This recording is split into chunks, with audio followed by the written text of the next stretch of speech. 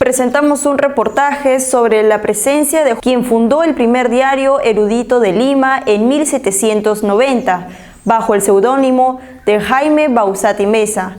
Es por ello que conocemos los inicios de la historia del periodismo en el Perú y la presencia del destacable e ilustre Jaime Bauzat y Meza.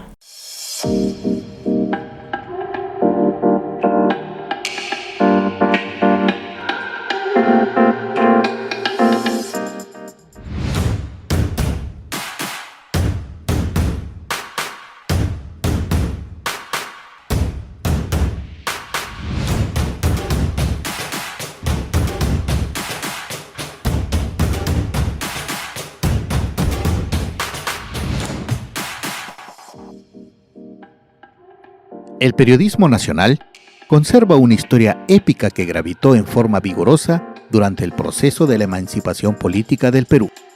La difusión de las ideas respecto a los valores y principios de nación y patria, de libertad y democracia, permitió adicionar fuerzas y voluntades en la conciencia ciudadana. Hoy, en ocasión del bicentenario de la Independencia Nacional, declarada oficialmente el 28 de julio de 1821, la Universidad Jaime Bauzat y Meza y la Asociación Nacional de Periodistas del Perú, hermanadas por la misma emoción patriótica, rinden homenaje a quienes en expresión de amor a la tierra que los vio nacer o hicieron de ella su cuna adoptiva, se han constituido a lo largo del tiempo en paradigmas de un periodismo ejercido con dignidad y nobleza humana. El siglo XVIII se considera como el inicio formal del periodismo peruano, con la circulación de la Gaceta de Lima 1743-1767. El editor fue Guillermo del Río, de origen belga y cuyo nombre original fue Guillermo Beik. Más adelante, entre 1805 a 1810, publicó La Minerva Peruana y El Peruano, 1811-1812. Ambos periódicos cuestionaron el orden político y social, abogaron por la libertad de opinión, fueron clausurados por el régimen colonial. El editor fue expulsado del país, retornó y participó del proceso emancipador. Su nombre figura en el acta de la Declaración de la Independencia. Francisco Antonio Cabellos y Meza figura en la historia con el seudónimo de Jaime Bauzat y Meza, quien editó el 1 de octubre de 1790 el Diario de Lima, el primer cotidiano de América Latina. La publicación ha sido considerada como un avance del signo del espíritu liberal del tiempo, un exponente de libertad y un primer conato para democratizar la cultura. También puso en circulación el Telégrafo Mercantil de Argentina y Estrella del Sur en Uruguay. Fue promotor de doctrinas modernas y de la igualdad social. La monarquía española lo hizo fusilar en Sevilla. El 2 de enero de 1791 fue impreso el Mercurio peruano con auspicios del patronato de la Sociedad Amantes del País. Su editor fue Jaime Calero y Moreira. Tuvo como colaboradores a José Baquíjano y Carrillo, José Rossi y Rubí, José Egaña, Mario Miller de Aguirre, Tomás Méndez, Diego Cisneros, Demetrio Huasque, Ambrosio Cerdán, Francisco Romeros de la Guan, Francisco Calatayud, Juan Pérez Coloma y Bernard Ruiz. Sus ideas influyeron en el movimiento independentista. Unanue predicó la importancia del periodismo ético y censuró a los advenedizos y oportunistas. El 1 de febrero de 1811 apareció el Diario Secreto de Lima, por iniciativa de Fernando López Aldana, quien nació en Bogotá y se desarrolló como periodista en el Perú, con la redacción de textos manuscritos. Alentó al patriotismo en estas tierras y llamó a la revolución contra el régimen virreinal. Combatió las desigualdades económicas, sociales y raciales, y en especial la opresión de los descendientes de la raza inca. Su obra periodística fue impresa y difundida en Argentina. El periódico circulaba en forma clandestina y López Aldana logró enseñar a sus colaboradores la manera de evitar la represalia de los censores. El Despertador, El Español, El Peruano, El Patriota y La Unión fueron igualmente periódicos escritos a mano. Los tres últimos destacaron y ganaron el reconocimiento ciudadano. El 10 de noviembre de 1810, las Cortes de Cádiz sancionaron una ley declarando la libertad de imprimir y publicar sin licencia. Al amparo de tal libertad, los miembros de la tertulia del campo publicaron El Peruano. El editor fue Guillermo del Río, el redactor principal Gaspar Rico y Angulo y los impresores Pedro Ollagüe y Bernardino Ruiz.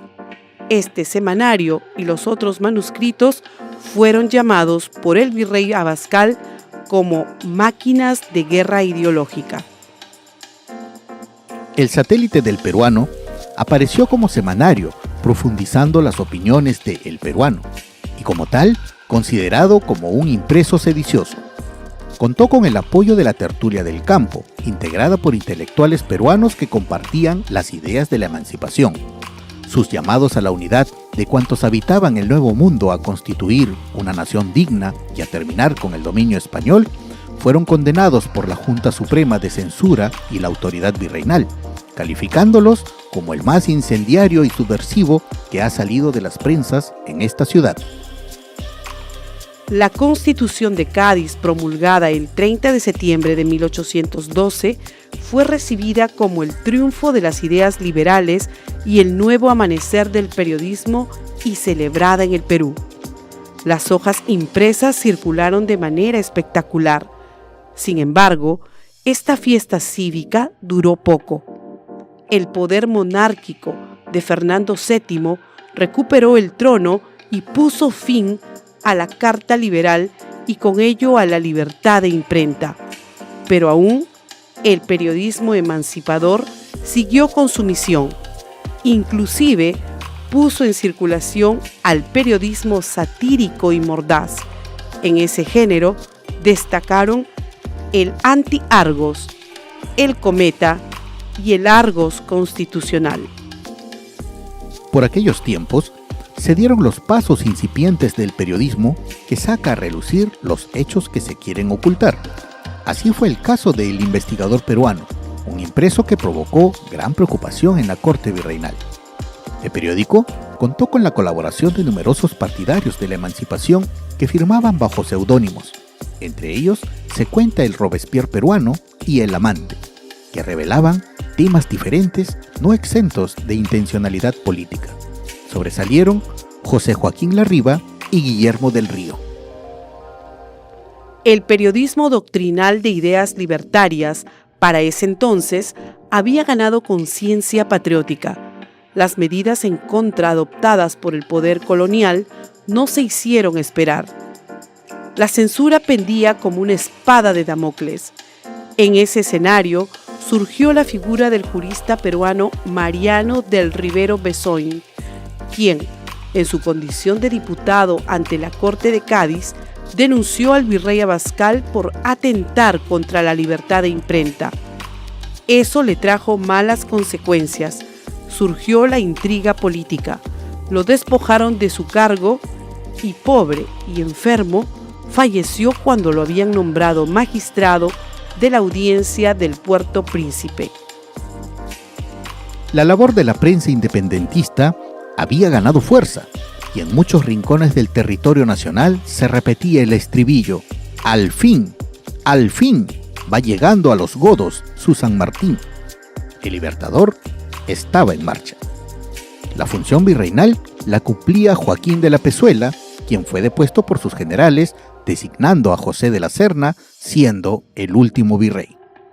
Nuevos periódicos circulaban: El Nuevo Depositario de Joaquín Larriba y El Consolador de Fernando Ayuso. Otros pueblos hermanos habían hecho realidad la causa libertadora. Faltaba el nuestro. El Pacificador del Perú había nacido entre los sueños de la independencia nacional y los trajines de las fuerzas patrióticas en Huaura y Barranca. Fue un periódico impulsado por el libertador José de San Martín y que marchaba con su propia impresora. El primer número salió el 10 de abril de 1821. Cumplida su misión, se despidió el 1 de septiembre del mismo año. La declaración de la independencia ya se había dado. Bernardo de Monteagudo fue nombrado editor, labor que desarrolló con eficacia, promoviendo la unidad y el concepto más elevado de patria. En 1821, Félix de Botti y Fernando López Aldana editaron Los Andes Libres, que luego se denominó El Triunfo de la Nación y más adelante, El Americano. También fueron impresos El Sol del Perú y El Tribuno de la República Peruana, este último dirigido por el epónimo José Faustino Sánchez Carrión, quien dejó huellas imborrables en La Abeja Republicana de Mariano Tramaría.